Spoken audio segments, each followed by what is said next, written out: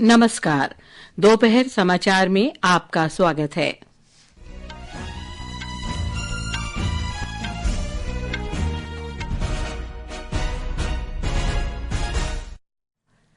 प्रधानमंत्री नरेंद्र मोदी आज से 2 दिन की यात्रा पर कुवैत पहुंचे। उन्होंने कहा, कुवैत के साथ भारत के संबंध ऐतिहासिक और महत्वपूर्ण। गृह मंत्री अमित शाह त्रिपुरा के अगरतला में पूर्वोत्तर परिषद की 72वीं पूर्ण बैठक की अध्यक्षता कर रहे हैं।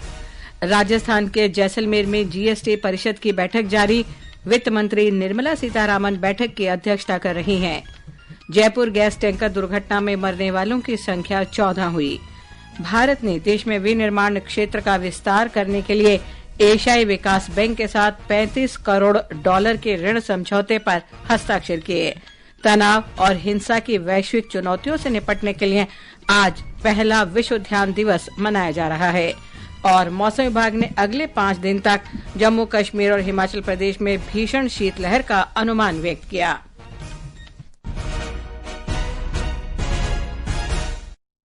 दोपहर समाचार के साथ मैं लवली निगम। प्रधानमंत्री नरेंद्र मोदी 2 दिन की यात्रा पर कुवैत पहुंच गए हैं। उनकी यात्रा कुवैत के अमीर शेख मैशल अल अहमद अल जाबिर अल सबा के निमंत्रण पर हो रही है। एक रिपोर्ट। यह यात्रा 43 वर्षों में किसी भारतीय प्रधानमंत्री की पहली कुवैत यात्रा है। अपनी यात्रा के दौरान प्रधानमंत्री नरेंद्र मोदी कुवैत के क्राउन प्रिंस से मुलाकात करने के साथ साथ अन्य कार्यक्रमों में भी हिस्सा लेंगे। अपने प्रस्थान वक्तव्य में प्रधानमंत्री नरेंद्र मोदी ने कहा कि भारत और कुवैत के बीच ऐतिहासिक संबंध हैं। उन्होंने कहा कि दोनों देश न केवल मजबूत व्यापार और ऊर्जा साझेदार हैं, बल्कि पश्चिम एशिया क्षेत्र में शांति, सुरक्षा, स्थिरता और समृद्धि में भी साझा रुचि रखते हैं। प्रधानमंत्री ने कहा कि यह यात्रा दोनों देशों के लोगों के लाभ के लिए भविष्य की साझेदारी के लिए रोड मैप तैयार करने का एक अवसर होगा। प्रधानमंत्री ने विश्वास व्यक्त किया कि यह यात्रा भारत और कुवैत के लोगों के बीच विशेष संबंधों और मैत्री के बंधन को और मजबूत करेगी। रईसुद्दीन रिहान, आकाशवाणी समाचार, दिल्ली। प्रधानमंत्री ने कहा कि वे कुवैत में भारतीय समुदाय के लोगों से मिलने की भी प्रतीक्षा कर रहे हैं, जिनकी दोनों देशों के बीच के संबंधों को प्रगाढ़ करने में महत्वपूर्ण भूमिका रही है। प्रधानमंत्री नरेंद्र मोदी ने खाड़ी क्षेत्र की प्रमुख खेल प्रतियोगिता अरेबियन गल्फ कप के उद्घाटन के लिए आमंत्रित करने पर कुवैत सरकार के प्रति आभार प्रकट किया। श्री मोदी ने कहा कि उनकी इस यात्रा से भारत और कुवैत के मैत्रीपूर्ण संबंध और मजबूत होंगे। गृह मंत्री अमित शाह ने कहा है कि प्रधानमंत्री नरेंद्र मोदी पूर्वोत्तर को विश्व का केंद्र बिंदु बना दिया है। अगरतला में आज पूर्वोत्तर परिषद के 72वें पूर्ण सत्र को संबोधित करते हुए उन्होंने कहा कि पिछले 10 वर्ष पूर्वोत्तर के लिए बहुत ही महत्वपूर्ण रहे हैं। उन्होंने कहा कि केंद्र सरकार निवेशकों को पूर्वोत्तर क्षेत्र में निवेश करने के लिए प्रोत्साहित कर रही है। 81,000 करोड़ रुपया की योजनाएं अब तक बन चुकी हैं। रोड कनेक्टिविटी में 41,000 की योजनाएं बन चुकी हैं। हवाई अड्डे के 64 रूट नए चालू हुए हैं और अब बाकी जो बचा है काम भी द्रुत गति से 3 साल में समाप्त करने का काम हमने लक्ष्य रखा है। श्री शाह ने कहा कि पहले केवल पूर्वोत्तर की बात होती थी, लेकिन प्रधानमंत्री मोदी ने क्षेत्र के विकास को महत्व देने के लिए ईमानदारी से प्रयास किए हैं। केंद्रीय गृह मंत्री ने कहा कि आने वाले दिनों में पूर्वोत्तर के सभी राज्य समृद्ध बन जाएंगे। उन्होंने कहा कि प्रधानमंत्री मोदी और भारतीय जनता पार्टी के नेतृत्व वाली सरकार का उद्देश्य पूर्वोत्तर को बाकी देश के बराबर लाना है। श्री अमित शाह ने कहा कि इस क्षेत्र में उग्रवादी गतिविधियों में 71% की गिरावट आई है और मानव जीवन की क्षति में 60% कमी आई है। उन्होंने कहा कि केंद्रीय मंत्रियों ने पूर्वोत्तर क्षेत्र में 80 दौरे किए हैं और प्रधानमंत्री रिकॉर्ड 64 बार पूर्वोत्तर गए हैं। जीएसटी परिषद की 55वीं बैठक राजस्थान के जैसलमेर में हो रही है। वित्त मंत्री निर्मला सीतारामन बैठक की अध्यक्षता कर रही हैं। बैठक में गोवा, हरियाणा, जम्मू और कश्मीर, मेघालय और ओडिशा के मुख्यमंत्री तथा अरुणाचल प्रदेश, मध्य प्रदेश और तेलंगाना के उप मुख्यमंत्री हिस्सा ले रहे हैं। राज्यों और केंद्र शासित प्रदेशों के वित्त मंत्री भी बैठक में शामिल हैं। एक रिपोर्ट। जीएसटी काउंसिल की यह बैठक शाम तक चलेगी। बैठक समाप्त होने के बाद वित्त मंत्री परिषद द्वारा किए गए निर्णयों के बारे में मीडिया को जानकारी देंगी। जीएसटी परिषद की इस बैठक में कुछ वस्तुओं की टैक्स स्लैब में बदलाव किए जाने की उम्मीद है। बैठक में खाद्य वितरण सेवाओं, जीवन और स्वास्थ्य बीमा प्रीमियम पर जीएसटी दरों को कम कर आम नागरिकों को राहत देने का निर्णय किया जा सकता है। कुछ लग्जरी वस्तुओं पर जीएसटी की दरों को बढ़ाने के प्रस्ताव को भी मंजूरी दी जा सकती है। साथ ही बैठक में जीएसटी की ऑनलाइन सेवाओं को और बेहतर बनाने के संबंध में भी मंथन किए जाने की उम्मीद है। जितेंद्र द्विवेदी, आकाशवाणी समाचार, जयपुर। केंद्र सरकार और एशियाई विकास बैंक एडीबी ने $35 करोड़ के नीतिगत ऋण समझौतों पर हस्ताक्षर किए हैं। ये ऋण मल्टी मॉडल और इंटीग्रेटेड लॉजिस्टिक इकोसिस्टम को मजबूत करने के दूसरे कार्यक्रम का हिस्सा है। इस कार्यक्रम के माध्यम से सरकार देश के लॉजिस्टिक क्षेत्र में बड़े पैमाने पर सुधार कर रही है। इस ऋण समझौते पर आर्थिक कार्य विभाग, उद्योग और आंतरिक व्यापार संवर्धन विभाग तथा एशियाई विकास बैंक ने हस्ताक्षर किए हैं। वाणिज्य और उद्योग मंत्रालय ने बयान में कहा है कि भारत की लॉजिस्टिक क्षेत्र का विकास विनिर्माण क्षेत्र में प्रतिस्पर्धा बढ़ाने के लिए महत्वपूर्ण है। ये समाचार हमारी वेबसाइट www.newsonair.gov.in और हमारे न्यूज ऑन एआईआर ऐप पर भी उपलब्ध हैं। जयपुर गैस टैंकर दुर्घटना में मरने वालों की संख्या 14 हो गई है। 27 घायलों का एसएमएस अस्पताल में इलाज हो रहा है। घायलों में से कुछ की हालत गंभीर है, 6 घायल वेंटिलेटर पर हैं। जयपुर के जिला कलेक्टर जितेंद्र कुमार सोनी ने दुर्घटना की जांच के लिए संयुक्त जांच समिति गठित की है। टैंकर दुर्घटना कल सुबह जयपुर अजमेर हाईवे पर भांकरोटा इलाके में हुई, जब एलपीजी टैंकर में विस्फोट से 40 वाहन जल गए। हाईवे किनारे स्थित एक पाइप फैक्ट्री भी जलकर नष्ट हो गई।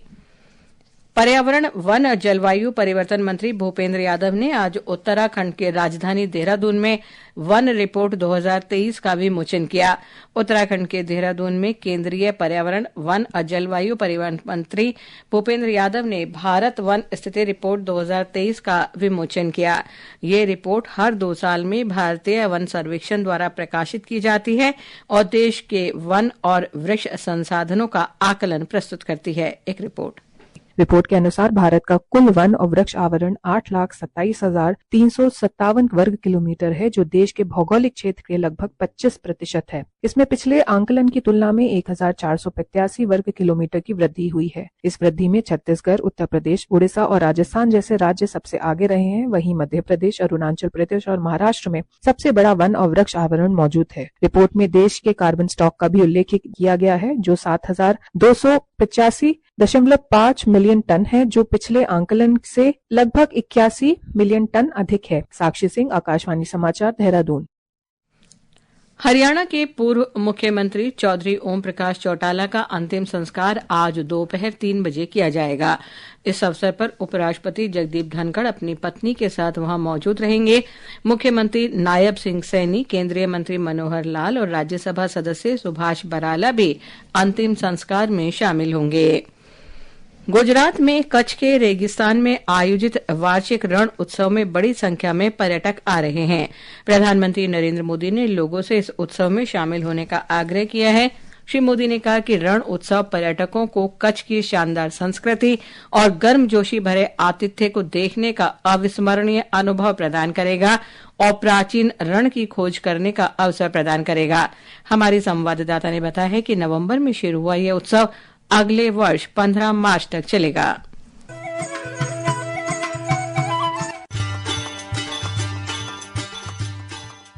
गुजरात के तत्कालीन मुख्यमंत्री नरेंद्र मोदी द्वारा धोरडो में 3 दिवसीय कार्यक्रम के रूप में शुरू किया गया प्रसिद्ध रणोत्सव अब वैश्विक कार्यक्रम बन गया है। यह उत्सव पर्यटकों को कच्छ के भुंगा नाम के विशिष्ट घरों में रहने का, ऊंट सवारी, स्थानिक संस्कृति, सितारों को निहारने और सफेद रेगिस्तान की अनूठी प्राकृतिक सुंदरता का यादगार अनुभव प्रदान करता है। राज्य सरकार द्वारा कच्छ में एक रेगिस्तान पर्यटन सर्किट विकसाया जा रहा है, ताकि पर्यटक सीधी बस द्वारा धोलावीरा, काला डूंगर और प्रसिद्ध मांडवी बीच और कच्छ के अन्य पर्यटन स्थलों की यात्रा कर सके। अपर्णा खून, आकाशवाणी समाचार, अहमदाबाद।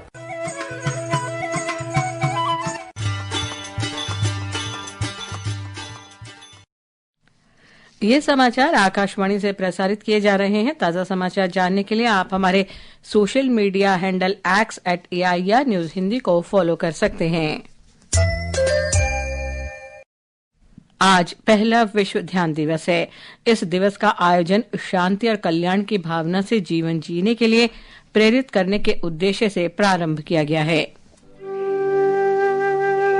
कहा जाता है कि तनाव, हिंसा और सामाजिक असंतोष सहित कई वैश्विक चुनौतियों का समाधान कर सकने की क्षमता ध्यान में है। योग विशेषज्ञ और थेरेपिस्ट डॉक्टर नीलम जोशी कांडपाल ने बताया कि ध्यान लगाने से हमारे जीवन पर सकारात्मक प्रभाव पड़ता है। ध्यान को हम कह सकते हैं कि ये हमारे मन को डिटॉक्स करता है और मन के डिटॉक्स होने से शरीर खुद ब खुद डिटॉक्स हो जाता है। डिजीज हमारी साइकोसोमेटिक होती है जो कि मन से शरीर पे आती है। मन को एकाग्र करना बहुत जरूरी है, तो ध्यान इसका अच्छा माध्यम है जिससे कि हमारे जो रोज की समस्याएं हैं जैसे कि नींद का ना आना है, हाइपरटेंशन, ये सब बीमारियों से खुद ब खुद निजात मिल जाता है। संयुक्त महासभा ने हाल ही में इस संबंध में भारत द्वारा सह प्रायोजित प्रस्ताव को सर्वसम्मति से स्वीकार किया था। शारीरिक और मानसिक स्वास्थ्य के लिए ध्यान को सदियों से अभ्यास में लाया जाता रहा है। समाचार कक्ष से सरफिरोजी।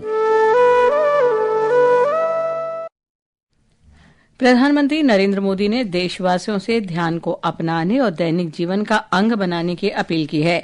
सोशल मीडिया पोस्ट में उन्होंने कहा कि ध्यान व्यक्ति और समाज के जीवन में शांति और समरसता लाने का सशक्त माध्यम है। श्री मोदी ने कहा कि तकनीक के मौजूदा दौर में ऐप और वीडियो ध्यान को अपनाने में सहायक हो सकते हैं। आज दुनिया भर में भारतीय दूतावासों ने मानसिक और शारीरिक स्वास्थ्य के लिए ध्यान दिवस का आयोजन किया। संयुक्त राष्ट्र में भारत ने संयुक्त राष्ट्र ट्रस्टीशिप परिषद में वैश्विक शांति और सौहार्द के लिए ध्यान कार्यक्रम का आयोजन किया। संयुक्त राष्ट्र में भारत के स्थायी प्रतिनिधि पी हरीश ने कहा कि भारत में प्राचीन काल से ही ध्यान की परंपरा रही है और ये आंतरिक शांति तथा समरसता का माध्यम है। India's leadership in overall human well-being stems from our civilizational dictum of Vasudhaiva Kutumbakam, or the whole world is one family. The UN General Assembly also acknowledged the close link between yoga and meditation as complementary approaches to health and well-being. Laos में भारतीय दूतावास में भारत के राजदूत प्रशांत अग्रवाल ने शांति, समरसता और व्यक्तिगत कल्याण के लिए ध्यान अपनाने की अपील की। संयुक्त राष्ट्र में नेपाल के दूतावास में भी विश्व ध्यान दिवस मनाया गया। साओ पोलो में भारतीय महावाणिज्य दूतावास ने स्वामी विवेकानंद सांस्कृतिक केंद्र में ध्यान सत्र का आयोजन किया। दक्षिण अफ्रीका में जोहानिसबर्ग में भारतीय दूतावास ने सभी से सचेतन होकर जीने की अपील की। हांगकांग में भारतीय महावाणिज्य दूतावास ने ध्यान से आंतरिक शांति को प्राप्त करने और समरसता के प्रसार का आह्वान किया। श्रीलंका और भूटान में भारतीय दूतावासों में भी विश्व ध्यान दिवस का आयोजन किया गया। अर्जेंटीना में भारतीय दूतावास ने योग, पाक कला और भारतीय संस्कृति के मिश्रण के साथ विश्व ध्यान दिवस मनाने की घोषणा की। विश्व स्वास्थ्य संगठन WHO ने कहा है कि भारत ने मलेरिया के मामलों और उससे जुड़ी मृत्यु दर कम करने में उल्लेखनीय प्रगति की है। स्वास्थ्य संगठन की वर्ष 2024 की विश्व मलेरिया रिपोर्ट में इस बात का उल्लेख किया गया है कि ब्रिटेन की संसद परिसर में इस सप्ताह हुई बैठक में नए सभी हितधारकों ने रिपोर्ट के निष्कर्षों पर विचार विमर्श किया। मौसम विभाग ने अगले 5 दिन के दौरान जम्मू कश्मीर और हिमाचल प्रदेश में शीत लहर बढ़ने का अनुमान व्यक्त किया है। पंजाब और राजस्थान में भी सोमवार तक यही स्थिति बनी रहेगी। जम्मू कश्मीर में 40 दिन की सर्दी का दौर चिल्लई कला शुरू हो गया है। कल रात कश्मीर घाटी के लगभग सभी इलाकों में भीषण ठंड रही। हिमाचल प्रदेश में शीतलहर के कारण निचले इलाकों में धुंध और कोहरा छाया हुआ है। राज्य में शुष्क मौसम जारी है। घने कोहरे के कारण पिछले 3 दिन से कुल्लू के भुंतर हवाई अड्डे से उड़ानें संचालित नहीं हो पा रही हैं। दिल्ली में वायु प्रदूषण का स्तर खराब श्रेणी में बना हुआ है। आज दोपहर 1 बजे औसत वायु गुणवत्ता सूचकांक 379 था। अंत में मुख्य समाचार एक बार फिर। प्रधानमंत्री नरेंद्र मोदी आज से 2 दिन की यात्रा पर कुवैत पहुंचे। उन्होंने कहा कुवैत के साथ भारत के संबंध ऐतिहासिक और महत्वपूर्ण। गृह मंत्री अमित शाह ने त्रिपुरा के अगरतला में पूर्वोत्तर परिषद की 72वीं पूर्ण बैठक की अध्यक्षता की। राजस्थान के जैसलमेर में जीएसटी परिषद की बैठक जारी। वित्त मंत्री निर्मला सीतारामन बैठक की अध्यक्षता कर रही हैं। जयपुर गैस टैंकर दुर्घटना में मरने वालों की संख्या 14 हुई। भारत ने देश में विनिर्माण क्षेत्र का विस्तार करने के लिए एशियाई विकास बैंक के साथ $35 करोड़ के ऋण समझौते पर हस्ताक्षर किए। तनाव और हिंसा की वैश्विक चुनौतियों से निपटने के लिए आज पहला विश्व ध्यान दिवस मनाया जा रहा है। इसके साथ ही दोपहर समाचार का ये अंक समाप्त हुआ। नमस्कार।